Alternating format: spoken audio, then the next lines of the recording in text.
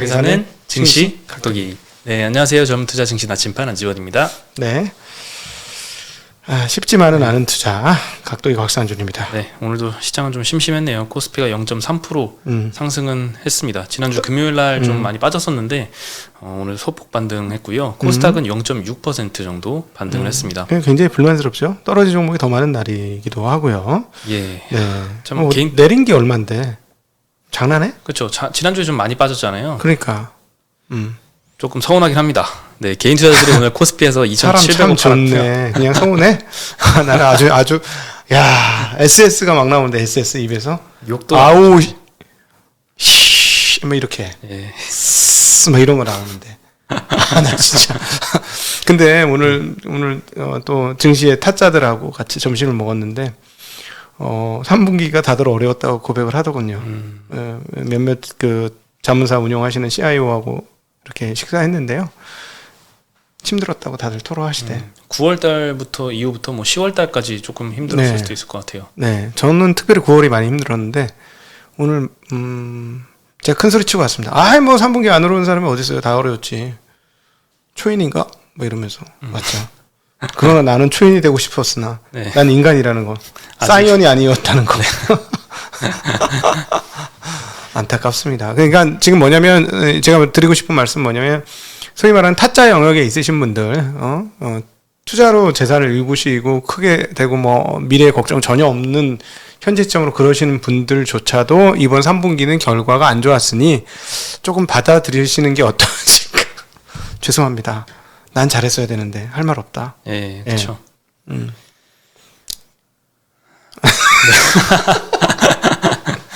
그러니까 오늘 되게 열받는 날인 거야.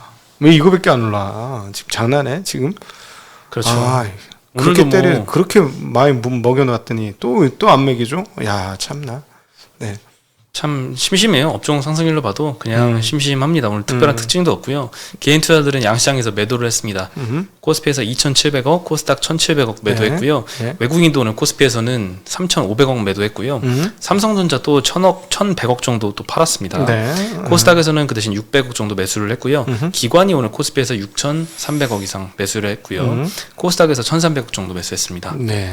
네, 국채금리가 조금 안정을 찾은 것 같아요. 미국 10년물도 지금 1.56% 정도, 한국 10년물도 2.49% 정도까지 조금 안정을 찾았고요. 2.5% 근처까지 왔다 갔다 하네요.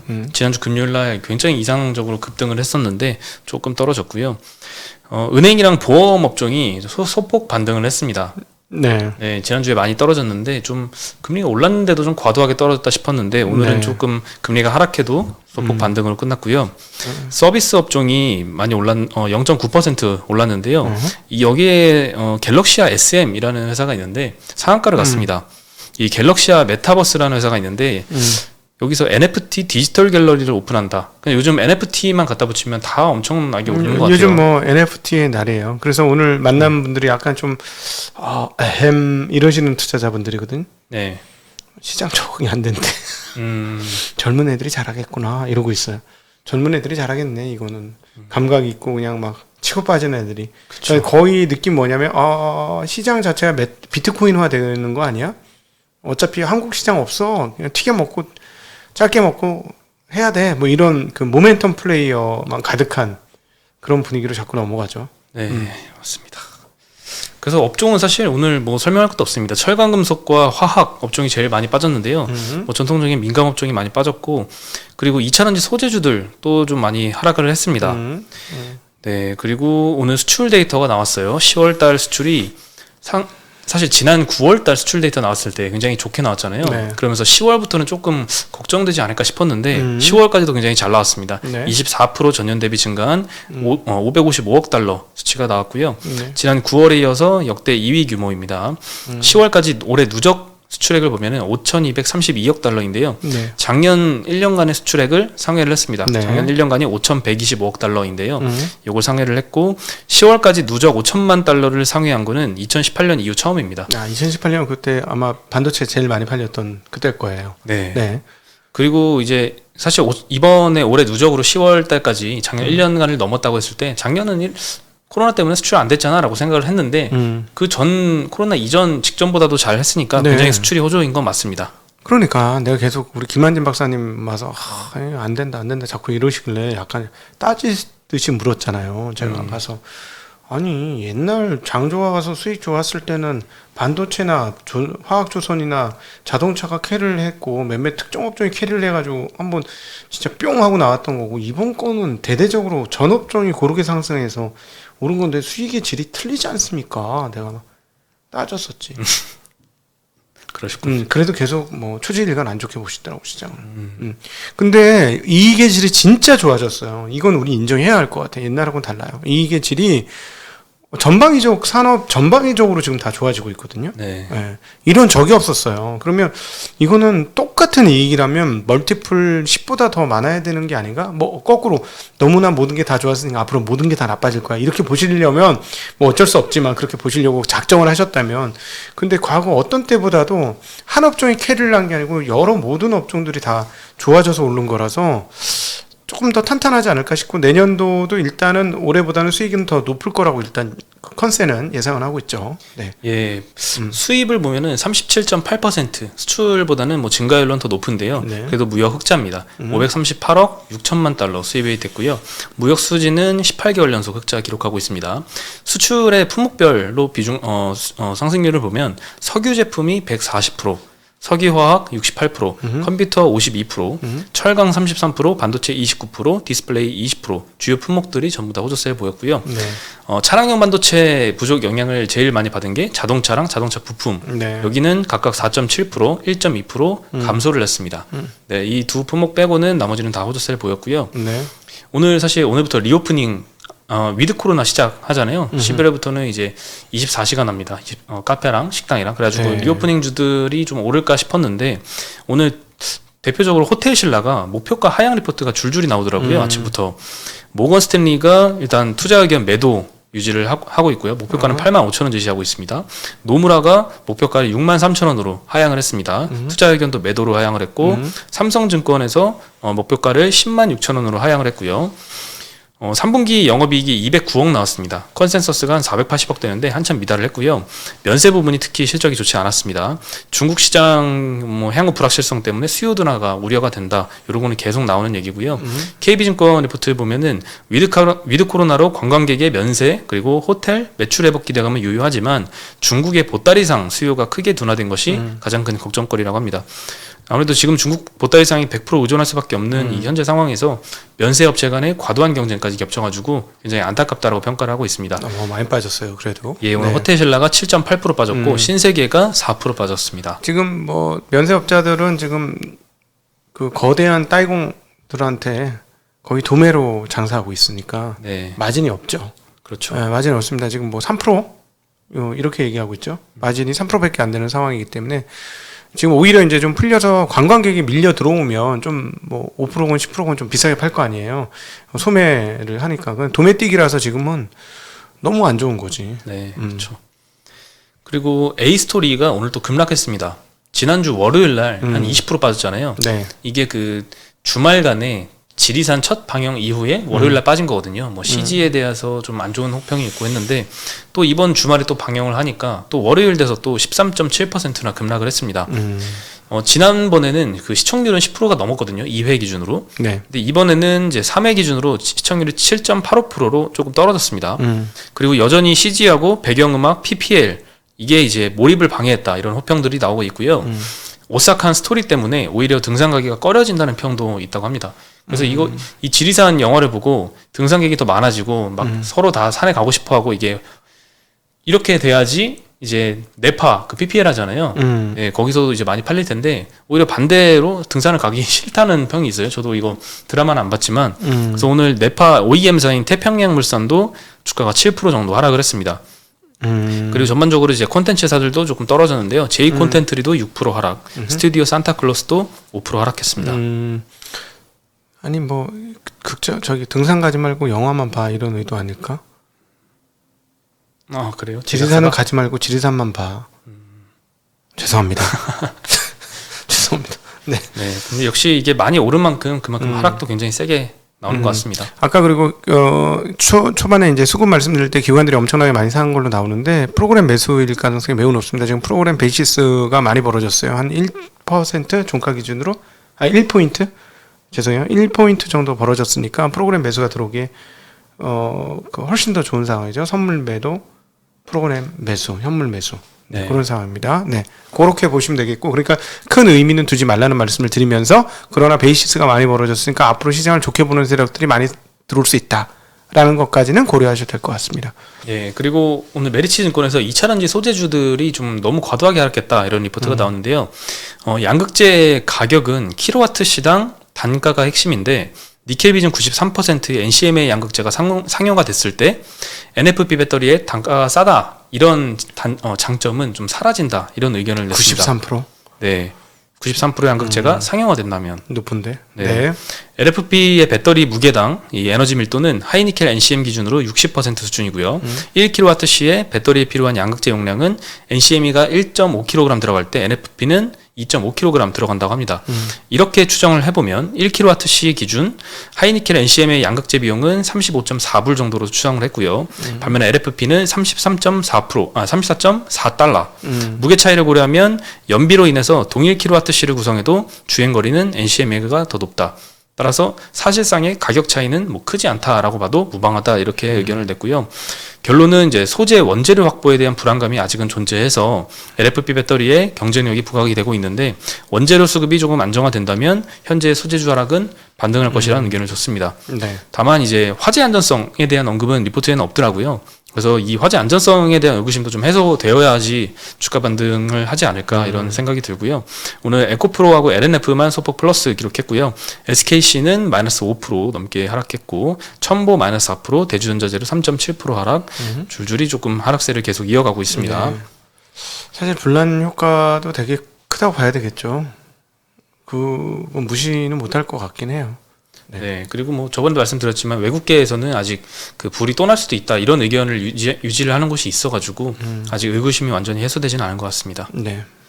그리고 요즘에 NFT 같은 것만 끼면은 무조건 상승을 하고 있는데요. 여기 카카오도 동참을 했습니다. 네. 예, 미국 NFT 스타트업인 슈퍼플라스틱이라는 회사에 시리즈 A에 2천만 달러를 투자를 했다고 합니다. 시리즈 A라면 첫 번째 외부 투자를 받았다는 거겠죠? 네, 근데 이 시리즈 A 우리나라랑은 너무 규모가 달라가지고 저는 깜짝 놀랐어요.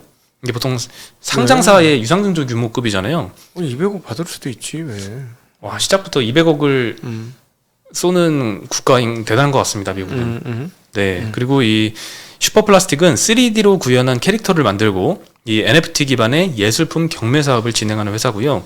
올해 NFT 사업에서 매출 700만 달러를 달성을 했습니다. 카카오 외에도 이제 구글 벤처스나 이런 벤처사들로부터 3,800만 달러를 같이 투자 유치했다고 합니다. 네, 계속 이 사업을 계속 확대하고 있습니다. 기존 뭐 카카오뿐만 아니라 여러 게임사들도 특히 그렇고요. 엔터사들까지 이런 사업을 확장하고 있고요. 네. 오늘 게임빌이 한 16% 상승을 했는데요. 네. 하이투자증권에서 리포트가 나왔는데 자회사인 게임플러스를 통해서 코인원 지분 38%를 확보해서 내년 1월 때에는 2대 주지에 오를 거다. 이렇게 전망을 했습니다. 코인원과 협업을 통해서 향후 NFT 게임 등을 출시함에 따라서 밸류에이션 리레이팅이 기대된다라고 전망을 했고요. 위메이드 맥스가 오늘 위메이드 자회사죠. 얘가 이제 상한가 근처까지 갔습니다. 29.6% 상승했고요. 네. 위메이드는 오늘도 뭐 떨어지지 않고 0.4% 상승해서 마감을 했습니다. 네. 야, 그냥 완전 오늘 NFT의 날이었어. 예, 오늘 NFT의 날이었어요. NFT 설명 한번 해주시죠. NFT요? 네. 이 대체 불가능한 자산인데 이 넌 펀저블 토큰. 네, 네. 그렇죠. 대체 불가능한 토큰인데 이 소유권이 가장 핵심이잖아요. 그렇죠. 예, 디지털 상에서 이제 복사가 가능한 이런 디지털 자산을 소유권을 정확히 명시해서 이거를 내가 누군가한테 팔 수 있다는 점이 네. 가장 큰 매력으로 부각이 되는 것 같습니다. 아마 이렇게 되지 않을까요? 저작권이라고 보시면 될 것 같고, 그래서 이제 덕분에 저작권과 관련이 아주 높은 회사 중에 하나가 서울 옥션이죠. 네, 예, 서울 옥션 주가 지금 폭등하고 난리가 났어. 연초 대비 한 5배 올랐어. 네. 한때 내 주머니에 있었던 거죠. 연병아. 주머니에 많이 갖고 계셨네요. 조금만 들고 있어서 이런 주식 많이 못 들고 있으니까 조금만 들고 있으니까 금방 팔게 되긴 했는데. 자, 하여튼 이게 뭐냐면은 죄송합니다, 욕해가지고 뭐 어떻게 좀 이렇게 화를 달래야 되지 않겠습니까? 네, 그래서 한 예를 보여드리고 저기 결국은 저거지. 이걸 가지고 너 내 거 유통시키는 거 이거 그 NFT 달린 거 왜 유통하는 거 불법이야? 라고 걸면은 걸릴까요? 안 걸릴까요? 법만 정비되면 걸릴 수도 있겠죠. 그러면은 NFT가 그 저작권법의 보호를 받거나 그렇게 되기 시작하면 저작권료를 받게 되겠죠.